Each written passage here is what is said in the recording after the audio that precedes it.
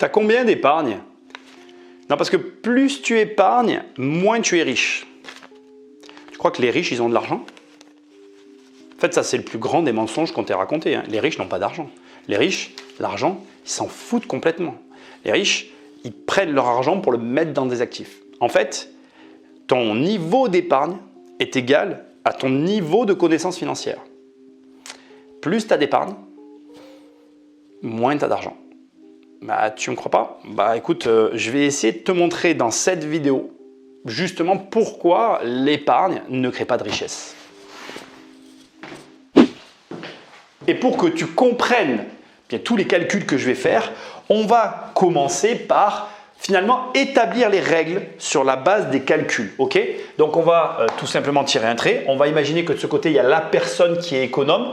Donc on part du principe que cette personne gagne épargne. Comment c'est pas ça? Elle épargne 600 € par mois. Mais tu es d'accord avec moi, personne n'épargne vraiment dans une année toujours le même montant. Il se passe des trucs. Tu peux avoir des aléas et tu utilises ton épargne. Alors, tu vas peut-être pas être d'accord, mais on va partir sur 500 €, soit 6 000 € par an. Dernier point hyper important, ok. Il place son argent sur un compte épargne qui rémunère à 2%. Je suis parti là-dessus, on pourra en discuter pendant des heures, on est d'accord. De l'autre côté, on a la même personne, parce que c'est l'histoire que tu vois de quoi on parle, donc toujours pareil. Donc on est sur une base de 500, puisqu'en fait l'écart, lui aussi il l'utilise pour les aléas, et lui, il est à 8%. Et je sais, il y en a qui ne sont pas d'accord. Oui, 8% c'est beaucoup. Non, 8% c'est nul. On ne va pas discuter des heures. Pour moi, dans l'investissement, dès que tu commences un petit peu à comprendre comment investir, tu peux facilement, on va dire, obtenir du 10. Après, tu peux aller taper du 12, du 14. Ok. Bien évidemment, plus ce pourcentage augmente, plus il y a de travail et plus tu vas tomber dans l'entrepreneuriat. En fait, il y a des gens qui disent qu'à partir de tant de pourcents, c'est forcément un mensonge. Non. À partir d'un certain pourcentage très élevé, c'est un travail.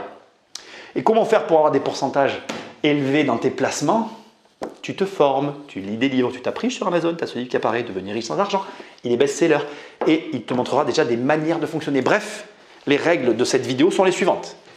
500 €, 500 €, côté économe, côté investisseur, c'est parti. Ce n'était pas la couleur que je voulais, donc je le refais. Premier point que je veux voir avec toi, ok? Bien évidemment que lui, il est économe.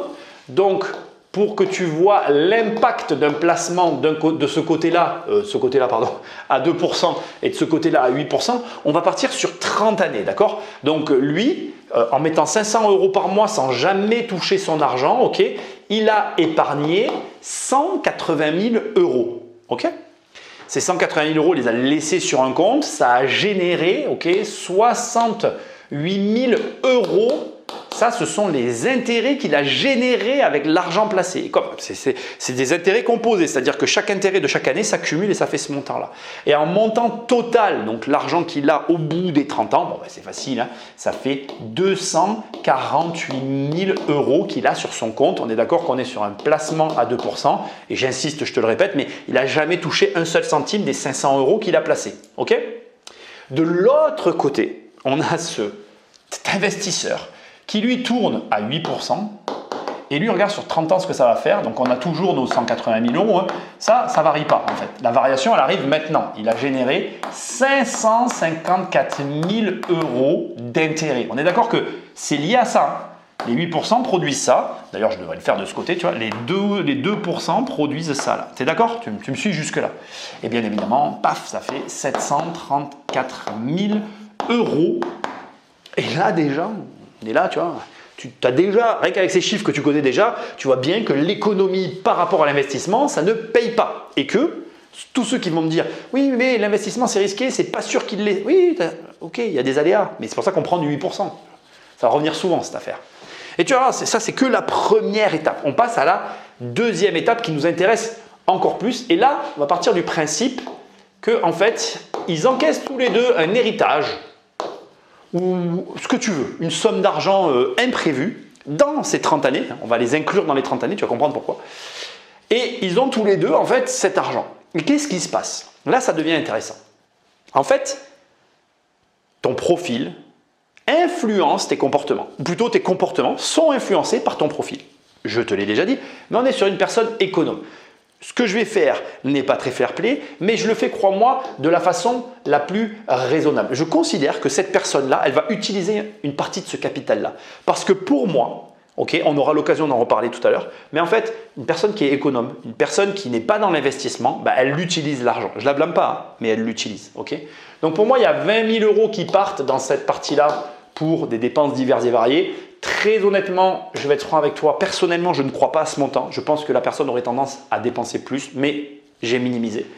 Et du coup, elle va mettre les 100 000 €, d'accord, sur son compte, voilà, sur son compte, on va dire, sur son compte rémunéré là. Donc, on va dire qu'elle met 1 € par mois, tous les mois, sur les 10 prochaines années. Donc, ça fait ça, ok. Donc ça, c'est le capital qu'elle a mis. Derrière ça, c'est encore ses intérêts. OK. Et du coup, à l'arrivée, on va arrondir. Hein, c'était 21, pardon, je me suis trompé sur le montant. Parce que c'est le résultat. Hop, ici, c'est 21. Et du coup, à l'arrivée, en capital total de ce côté, on a 122 000 €. Toujours avec nos fameux 2% que tu retrouves ici et là. OK. Voilà, tu as compris le truc, je l'ai mal fait. On va faire ça comme ça, toujours pas. On va le faire comme ça, oh, toujours pas. Bon, on va faire de cette main-là, ça sera peut-être plus facile. Voilà, mais c'est toujours pas mieux. Bon bref, ça c'est ce que lui, il a fait avec son argent parce que c'est ce qu'il a l'habitude de faire. Garde bien ce mot en tête, il est très important. Le mot habitude. Maintenant, on prend notre investisseur. Lui, alors je suis désolé, hein, tu peux ne pas être d'accord, tu ne trouveras pas ça fair play, mais lui, il garde ses 120 000 € parce qu'il a l'habitude aussi d'investir son argent. Okay. Donc, ces 120 000 € vont produire, eux, 139 000 € d'intérêt. On est toujours dans le même cas de figure et il ne mettra que 1 € de sa poche dans ce montant-là d'ailleurs. Et au final, ici, on va avoir un total de 259 000 € récupérés par l'investissement. Toujours pareil, on est à 8% qui sont liés avec ce résultat-là. Point hyper important. Regarde. Et regarde, qu'est-ce que je veux te montrer? Si on revient en arrière et que tu ajoutes les 259 000 aux 734 000 pour cette partie-là, s'il a un héritage de 120 000 € dans la période des 30 ans pendant qu'il investit, il a son million d'euros, alors que lui ne l'a toujours pas. Ça, je suis obligé de te le montrer parce que c'est extrêmement important. Ce qui m'amène au troisième et dernier point qui maintenant va t'expliquer pourquoi en fait si tu épargnes, eh bien tu ne crées pas de la richesse et en épargnant, tu ne seras jamais millionnaire. Regarde.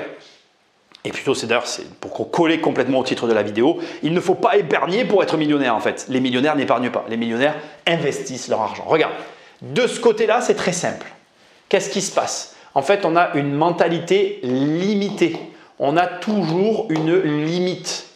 Tu peux baisser tes charges de 10%, peut-être même de 20%. Si tu es vraiment un grand malade et que tu as envie d'être un radin, tu peux arriver peut-être à 40, peut-être à 50, j'en sais rien, j'ai aucune notion, ce n'est pas ma mentalité à moi. Mais il arrivera de toute façon un point quelque part dans ces pourcentages à partir duquel tu ne pourras jamais aller en dessous parce qu'il y a un niveau de dépense minimum pour que tu puisses vivre. Manger, te loger, etc., etc. Donc tu es dans un pan finalement plutôt un comportement qui est limité par le système même dans lequel tu évolues. Qu'on oppose maintenant à un système qui lui est illimité, en fait on est sur quelque chose sur lequel il n'y a pas de limite parce que tu peux rajouter demain 10 000 € à tes revenus. Oui, je l'ai fait exprès de choisir le montant de 10 000 € parce que tu vas me dire quoi? Mais Nicolas, c'est beaucoup trop gros, si je savais comment rajouter 10 000 €, ben je le ferais. Ben oui, parce que tu ne sais pas. Ce que tu ne sais pas. J'en reviens toujours à la même chose. Lis des livres, forme-toi, prends des coachings, fais quelque chose pour créer cet argent. Mais crée-le. Arrête de te chercher des excuses. C'est ce que je veux te dire. Il n'y a pas de limite dans les revenus. Ça peut monter en permanence. D'ailleurs, regarde, note pour plus tard. C'est très intéressant ce que je suis en train de te dire. D'où vient le problème des personnes qui font faillite? Ils viennent toujours des charges. Jamais des revenus. C'est quoi quelqu'un qui fait faillite? C'est quelqu'un qui augmente ses charges pour suivre son augmentation de revenus. Il perd le revenu, les charges restent élevées, il fait faillite. Donc tu vois bien que ton problème, c'est que ce n'est pas le montant que tu économises qui va faire de toi quelqu'un qui est riche, puisqu'en fait, il te suffit d'investir. Et je t'amène où en fait? Parce que C'est ça la vraie question. Bien qu'en fait, tout ça, ça n'est qu'une question d'habitude.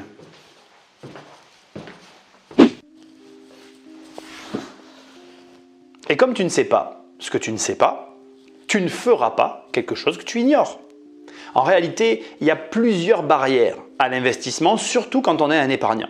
La première, c'est effectivement la connaissance. D'ailleurs, regarde, si tu re-regardes cette vidéo, ce qui est intéressant, c'est quand j'écris les 8%, quand j'arrive au tableau, j'ai cette espèce de justification que je pose là presque naturellement. Pourquoi? Parce que j'ai l'habitude qu'on me réponde « Oui, mais 8%, c'est pas vrai, nanana, nanana, nanana ». Alors qu'en réalité, ceux qui investissent depuis longtemps savent qu'obtenir un 8% même net, c'est largement possible, ce que la plupart des gens qui n'investissent pas ignorent. Et de la même manière que on sait tous que lorsqu'on obtient des rentabilités énormes, c'est de l'entrepreneuriat. D'ailleurs, on parle de marge après au bout d'un moment, c'est pour ça que moi je parle souvent de marge, et tu serais surpris de savoir que ça existe dans tous les métiers, même dans l'immobilier locatif. Nu, je précise, parce qu'il y en a qui disent oui, c'est que en saisonnier. Non, non, ça existe dans tout en fait. Ensuite, il y a un autre élément qui s'ajoute par-dessus tout ça. Comme je l'ai dit en partant là il y a une seconde, c'est une question d'habitude. Et les habitudes, elles nous drivent au quotidien. On est des humains qui avons l'habitude, qui aimons en fait être dans notre petit train-train. Alors peu importe, chacun son train-train, je ne juge pas. Mais tu ne feras pas ce que tu n'as pas l'habitude de faire. Changer les habitudes, c'est très compliqué. D'ailleurs, tu remarqueras que de manière générale, nous n'aimons pas le changement. Et j'en arrive au troisième et dernier point qui est la conclusion de cette vidéo parce que c'est un petit peu l'élément qui pour moi est inexplicable. Quand on était tout à l'heure au tableau, sur la partie économe, généralement on retrouve des salariés. Et le salariat, ça rime souvent avec la sécurité et ça rime aussi avec, j'ai envie de te dire, la prédictabilité des revenus. Ce qui est un vrai problème. Parce qu'en réalité, tu n'as qu'un salaire. Et je ne comprends pas pourquoi les salariés n'agissent pas plus comme les entrepreneurs en voulant justement se protéger d'éventuels aléas de la vie. On voit bien depuis ces dernières années que même en tant que salarié, ta vie elle est autant risquée que celle d'un entrepreneur. Tu devrais utiliser ton salaire pour te créer un second revenu au cas où tu le perdes du jour au lendemain. Je n'arrive pas à le comprendre. Pour moi, les salariés sont ceux qui prennent le plus de risques parce qu'ils misent tout sur leur salaire, ils n'ont qu'un seul revenu et basta. Si tu sais pourquoi tu fonctionnes comme ça, que tu es salarié, que tu te reconnais dans ce que je suis en train de te dire, vas-y, laisse-moi un témoignage. Ce ne sera même pas un commentaire, laisse-moi un témoignage juste en dessous, ça m'intéresse. Parce que moi, personnellement, en tout cas, je ne comprends pas. Et comme je te l'ai dit au départ, moi, je fais partie de ceux qui n'ont pas d'épargne. Et je suis de l'autre côté, du côté entrepreneur. Et c'est marrant parce que c'est de ce côté-là où il n'y a pas la prédictabilité des revenus qu'on retrouve des profils comme le mien. Parce qu'on a tellement l'habitude de se dire que notre revenu, on ne peut pas vraiment compter dessus. Même quand on peut compter dessus, on a tendance à vouloir se protéger parce qu'on sait qu'on peut le perdre, qu'en fait on a ce réflexe de replacer l'argent. Et ça nous amène à la réponse de l'affirmation de cette vidéo. Effectivement, en fait, si tu veux gagner plus, si tu veux créer de la richesse, si tu veux devenir millionnaire, si tu veux avoir de l'argent, tu ne dois pas épargner. Parce que de la même manière que je viens de te le montrer, si tu encaisses une grosse somme et que tu sais tout de suite où la mettre sans prendre un seul centime dessus, tu es un investisseur et dans ces cas-là, je ne suis pas inquiet pour toi. Tôt ou tard, tu seras millionnaire car comme tu l'as vu avec les calculs, sur une période de 30 ans, tu es quasi certain d'avoir des millions. À l'inverse, si tu es salarié, profil sécuritaire, qui ne veut pas placer son argent, je suis désolé de te le dire, je ne veux pas être un oiseau de mauvais augure, mais tu es sûr d'avoir des problèmes dans ta vie. Parce que tôt ou tard, des problèmes, on est sûr de tous en avoir.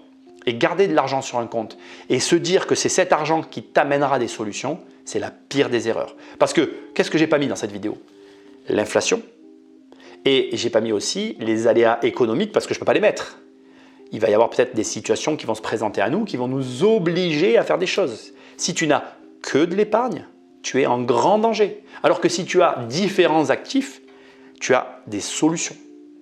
Après, je te partage ma vision parce que comme tu l'as compris, je fais partie de ceux qui n'ont pas d'épargne et qui a beaucoup d'investissement. Et sans chercher à te convaincre, tout ce que je peux te dire, c'est que oui, j'ai eu des problèmes dans ma vie, mais j'ai toujours trouvé les solutions sans jamais entamer mon capital. Ce que tu ne peux pas faire avec ton épargne. Je te laisse y réfléchir. Like, partage, laisse-moi un commentaire ou un témoignage si tu es concerné par les situations que j'ai décrites dans cette vidéo. Tu vas sur immobiliercompagnie.com, tu as mes formations, tu as mes coachings. Sinon, tu vas sur Amazon, tu as mes livres, tu tapes riche, tu as mon livre qui apparaît, Devenir riche sans argent. Crise financière, avec ou sans accent. Il apparaît en première page. Survivre à une crise financière. Placer son argent, protéger son épargne, sécuriser son capital. Enfin bref, je ne suis pas inquiet, tu vas trouver. Et moi, je te dis à très bientôt dans une prochaine vidéo. Salut!